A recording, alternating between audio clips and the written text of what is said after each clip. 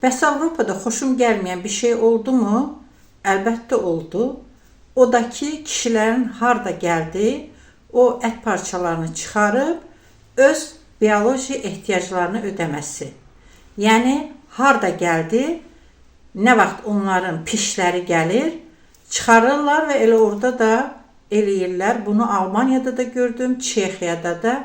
Təsəvvürün günün günorta çağıdır. Biz Praqada o Praqanın, yəni Eyfel gülləsinə, hansı ki Fransa Eyfel gülləsinə oxşadıblar. O gülləyə çıxanda bizdən qabaqda gedən kişi kola yaxınlaşdı və rahatlıqla şalvarından penisini çıxartdı və başladı öz ehtiyacını ödəməyə.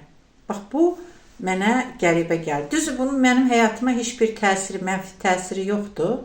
Amma bu mənim bəyənmədiyim cəhətdir. O ki, qaldı pinti insanlara. Pinti insanlar da hər yerdə var. Amma onlar durub hansısa ölkəyə gedəndə başqa xalqın o cəhətlərinə baxmırlar. Baxırlar o ölkədə hansı turistik yerlər var, xidmət necədir, o xalqın adət, gözəl şeylərinə baxmağa gəlirlər.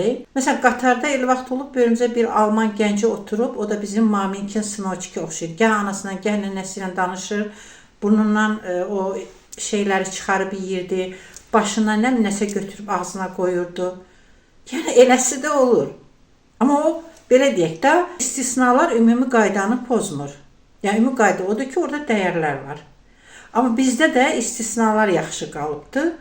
Qalanları o 50% pisdirsə, o 50%-in arxasınca düşüb getdilər. İndi 90%, yəni artıq öz simasını qorumağa çalışan, başqaları kimi olmaq istəməyən, axına qoşulub getməyən insanları tapmaq bizdə çox çətindir.